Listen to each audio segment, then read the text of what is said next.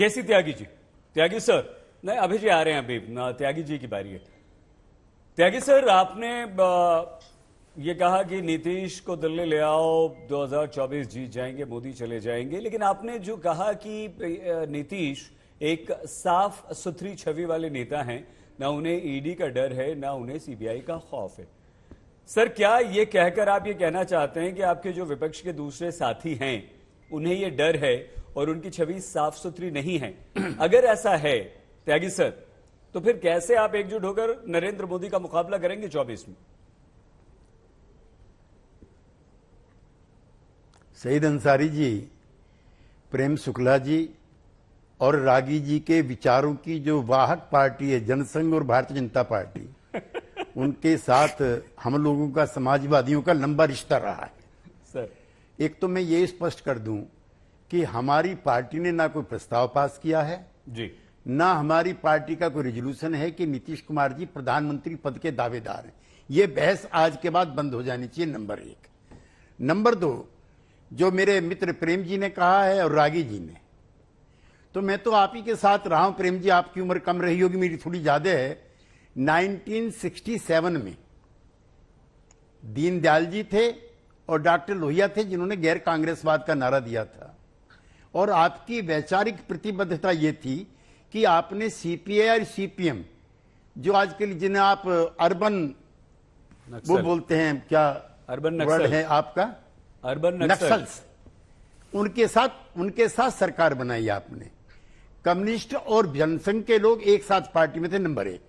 Number दो, 1974 में आप उत्तर प्रदेश में तीसरे चौथे नंबर पर आए। अटल जी, जो मेरे भी नेता हैं, आपके नहीं है, उनके नेतृत्व में जनसंघ ने चुनाव लड़ा। अब की बारी अटल बिहारी, उत्तर प्रदेश के मुख्यमंत्री पद का। तीसरा, रागी जी, 1984 में मैंने अपने कानों से यह भी नारा सुना, अब की बारी अटल बिहारी, जबकि हमारे नेता अटल जी खुद ग्वालियर से चुनाव हार गए थे। तो सपने देखना कोई बुरी बात नहीं, सपने हम भी देखते हैं, आपके नेताओं ने भी देखे, और आप जो है 301-2 घंटे में नहीं हो गए थे। मुझे 84 भी याद है, मुझे 1980 भी याद है। उसको बहस को करूंगा, लंबा हो जाएगा, लेकिन क्या सपने देखना बुरी बात है, जिसका जिक्र प्रेम जी कर रहे थे? नंबर 3, कोई ना थर्ड फ्रंट बना रहा है और ना कोई non Congress non BJP front बना रहा है। मैं एज ए पॉलिटिकल एक्टिविस्ट, मैंने चूंकि Jana Sangh, communist party, CPI, CPM, Akali Dal, पुरानी पार्टी मेरे मित्र प्रेम जी की शिवसेना, सब पार्टियों के साथ काम करने के हमारे नेताओं के अनुभव हैं। लिहाजा कांग्रेस पार्टी के बगैर अब कोई राष्ट्रीय विकल्प नहीं बन सकता, नंबर एक।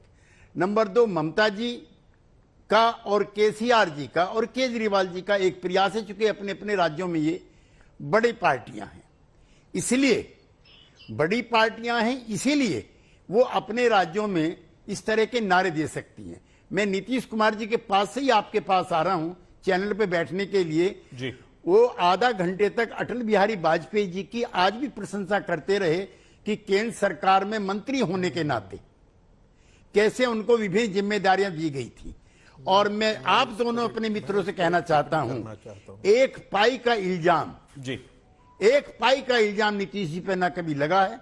राजनीतिक विरोध के नाते तो किसी पे भी लगा लो, किसी को दोषद्रोही कह लो, किसी को कुछ कह लो, लेकिन जिस सादगी से, ईमानदारी से, चरित्रवान होकर के उन्होंने एक समाजवादी विनम्र कार्यकर्ता के रूप में कार्य किया है, अब अलग होने के बाद मैं कहने लगूं कि आपके सारे नेता भ्रष्ट हैं, तो ये राजनीतिक बेईमानी है।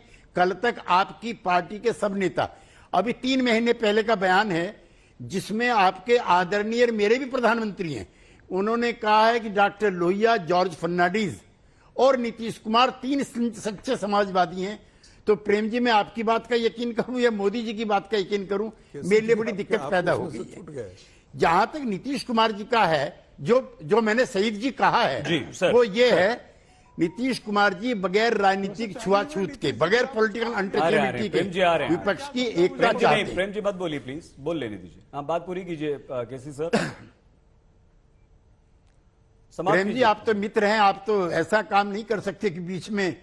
हाँ, तो मैं ये कहना चाहता हूं कि नीतीश कुमार जी ने जिस तरह का राजनीतिक आचरण रहा है, उसको कम से कम रागी जी, देश प्रेमी कोई किसी से कम नहीं है। डॉक्टर लोहिया से ज्यादा जेल किसी ने नहीं काटी। जयप्रकाश जी हजारीबाग जेल तोड़ के चले गए थे। और मैं नहीं, जवाहरलाल सर, नेहरू, सर, महात्मा गांधी और सरदार पटेल को अगर छोड़ दूं, इस देश में समाजवादियों से ज्यादा आजादी की लड़ाई में किसी की हिस्सेदारी नहीं थी। बहुत अथॉरिटी के साथ कह रहा हूं, आप दिल्ली यूनिवर्सिटी के विद्वान हो, उस पर मैं बहस भी करने को तैयार हूं। लिहाजा ये सर्टिफिकेट बांटने भी प्लीज कम से कम हमारे सामने मत कहिए अमुक राष्ट्रीय है और अमुक राष्ट्रीय नहीं है। बहुत धन्यवाद त्यागी जी।